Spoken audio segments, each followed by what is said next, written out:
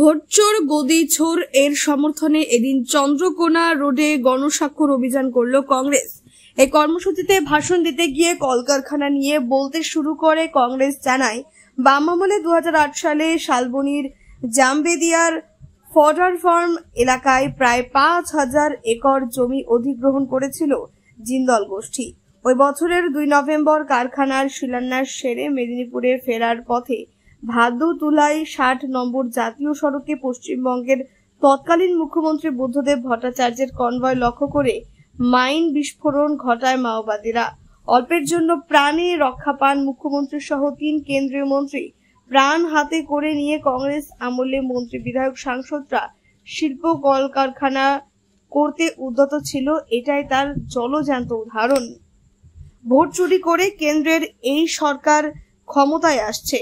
সরকারের পর্যাপ্ত বিধায়ক নেই, যে কারণে কোনো সময় ঘটতে পারে অঘটন।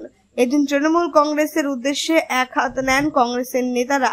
ভারতীয় জাতীয় কংগ্রেস থেকে জানানো হয়েছে, তৃণমূল কংগ্রেস মানেই চোর, সর্বত্র চুরি দুর্নীতি সম্বল তৃণমূলের। এরও একটা বিহিত হওয়া প্রয়োজন। যদিও এদিন পঞ্চায়েত আইন নিয়ে কংগ্রেসের ভুল তথ্য পরিবেশন নিয়ে এলাকায় হাসির রোল ওঠে। জেনে পর্যাপ্ত তৈরি না হলে কংগ্রেস মাঠে নেমে পড়েছে। জেনে পর্যাপ্ত তৈরি না হয়েই কংগ্রেস মাঠে নেমে পড়েছে, এটা হাস্যকর। শেয়ার নিয়ে যে আন্দোলন, আপনাদের এই আন্দোলন তো কেন্দ্র সরকারের বিরুদ্ধে, আপনারা কি রাজ্য সরকারের বিরুদ্ধে কোন আন্দোলনে নামতে চলেছেন?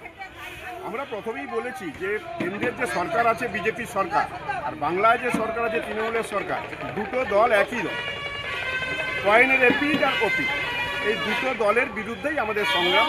এই দুটো দলের যে বিচারিতা, যে ধরনের ওরা লুটে খাওয়া রাজনীতি করছে, তৃণমূল এবং বিজেপি এবং তৃণমূল, আমরা প্রথমেই বলেছি পয়েন্টের এপি আর ওপি, এই দুটো দলের বিরুদ্ধে আমাদের বৃহৎ থেকে বৃহৎ আন্দোলন অলরেডি শুরু হয়ে গেছে রাহুল গান্ধীজির নেতৃত্বে।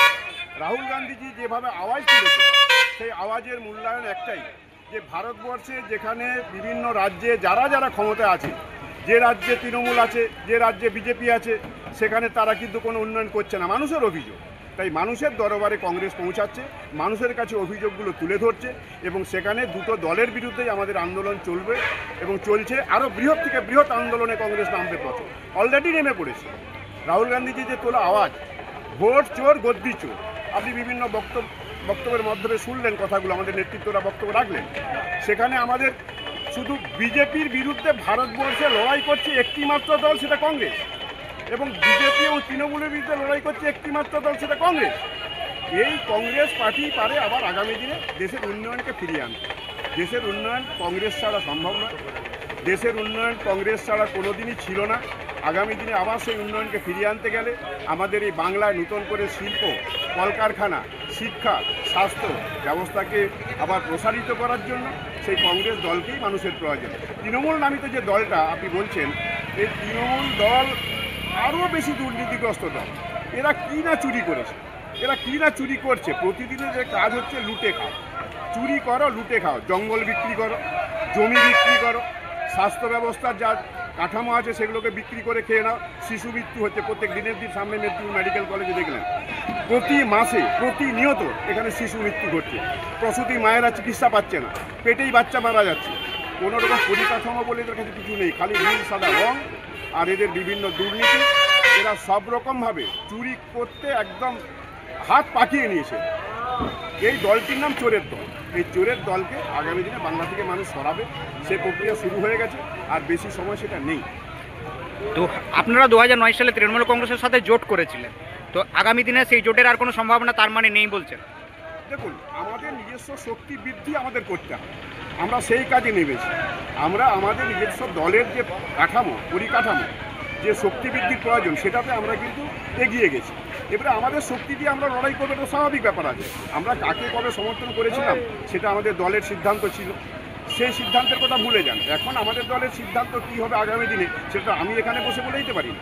আমাদের দলের সর্বভারতীয় নেতা আছেন রাহুল গান্ধী, তিনি সে সিদ্ধান্ত নেবেন। কিন্তু আমরা নিজেদের শক্তি বৃদ্ধি করতে চাই, আমরা মানুষের কাছে যেতে চাই, আমরা এখানে দুর্নীতিগ্রস্ত সরকারগুলোকে সরাতে চাই, এই আমাদের চিন্তাভাবনা, এই আমাদের কর্মসূচি। আপনারা মঞ্চ থেকে বললেন যে পঞ্চায়েত আইন চালু করেছিলেন রাজীব গান্ধী, হ্যাঁ। কিন্তু তথ্য বলছে যে জওহরলাল নেহরুর নেতৃত্বে 1959 সালে 2 অক্টোবর পঞ্চায়েত আইন পাস হয় পার্লামেন্টে। এই দিকটা যদি একটু দৃষ্টিপাত করেন। পঞ্চায়েত ব্যবস্থাকে একমাত্র কংগ্রেসই তুলে এনেছিলেন, যে হ্যাঁ। পঞ্চায়েত স্তরে যদি মানুষ না পৌঁছাতে পারে, মানুষের দুয়ারে যদি দল না পৌঁছাতে পারে, সরকার সেইগুলোকে যদি আগামী দিনে মানুষের কাছে তুলে ধরতে না পারে, সে ইমপ্লিমেন্ট করতে না পারে, তাহলে আগামী দিনে কীভাবে মানুষ গ্রামে গঞ্জে তাদের উন্নয়ন পাবে, কিভাবে রাস্তা পাবে, কিভাবে তারা জল পাবে, কিভাবে তারা বিদ্যুৎ পাবে, সেটা একমাত্র কংগ্রেস দল, কংগ্রেস সরকার সেটা ভেবেছিলেন। এবং রাজীব গান্ধী মহাশয়ের টাইমে সেই পঞ্চায়েত ব্যবস্থাকে ঢেলে সাজিয়েছিলেন ভারতবর্ষের কংগ্রেস সরকার। পণ্ডিত নেহেরুজি যেমন ভাবনা ছিল, ইন্দিরা গান্ধীজি যেমন এগিয়েছিলেন, সে রাজীব গান্ধীজি প্রধানমন্ত্রী, তিনি পঞ্চায়েত ব্যবস্থাকে ঢালাওভাবে সারা ভারতবর্ষে ইমপ্লিমেন্ট করেছেন। আপনার নাম? আমার নাম শ্যামল ঘোষ, জেলা কংগ্রেস কমিটির একজন কর্মী। আপনিও কি মুরগি প্রতিপালন করে আর্থিক লাভের মুখ দেখতে চান? হরেক রকম প্রজাতির মুরগির শাবক লালন পালন করে বিক্রয় করে লাভবান হতে পারবেন খুব সহজেই। তাহলে আর চিন্তা নেই, আপনার জন্য প্রচেষ্টা নিয়ে এসেছে সেই সুযোগ। একই ফার্মে হরেক রকম প্রজাতির মুরগি পেয়ে যাবেন এখানে রয়েছে করকনাথ মুরগি, এছাড়াও আছে গিনি, ফ্রিগেল, টার্কি দেশি, এছাড়াও কোয়েল মুরগির শাবক। পাইকারি এবং খুচরো বিক্রয় করা হয়। যারা মুরগি পালন করে লাভবান হতে চান তাদের সকলকে আহ্বান জানাই আমরা। আজই চলে আসুন আমাদের প্রতিষ্ঠানে। আমাদের ঠিকানা মহারাজাহাট, রায়গঞ্জ, উত্তর দিনাজপুর। মোবাইল নম্বর 8250428960, 8145717292, 9907063902। শিক্ষাই জাতির মেরুদণ্ড। ছোট ছোট শিশুদের প্রাথমিক শিক্ষা পরিপূর্ণ না হলে আগামীতে সেই শিশুরা সঠিক পথে চলতে গিয়ে হোঁচট খায়। শিশুদের এই শিক্ষার প্রয়োজনীয়তাকে সামনে রেখেই গত 1 বছর ধরে পরিষেবা দিয়ে চলেছে জিনিয়াস এডুকেয়ার একাডেমি। শিশুদের অত্যাধুনিক শিক্ষায় শিক্ষিত করে তোলার একমাত্র বিশ্বস্ত প্রতিষ্ঠান এই একাডেমি। এখানে অভিজ্ঞ শিক্ষক শিক্ষিকা দ্বারা যত্ন সহকারে মাতৃভাষা বাংলা মাধ্যমে পড়ুয়াদের শিক্ষা দেওয়া হয়। একেবারে খেলার ছলে বিনোদনমূলকভাবে বাচ্চাদের এখানে পাঠ দেওয়া হয়। পড়াশোনার পাশাপাশি বাচ্চাদের বিনোদনের ব্যবস্থাও রয়েছে এখানে। তাই আপনার বাচ্চাকে ছোট থেকে অভিনব শিক্ষায় শিক্ষিত করে মানুষের মতো মানুষ করে তুলতে হলে এই শিক্ষা প্রতিষ্ঠানের উপরে ভরসা করতেই হবে। আমাদের ঠিকানা জিনিয়াস এডুকেয়ার একাডেমি, স্থান ঘুঘুডাঙ্গা মোড়, পোস্ট ভূপালপুর, রায়গঞ্জ, উত্তর দিনাজপুর। মোবাইল নম্বর 9563630109 অথবা 7029042308।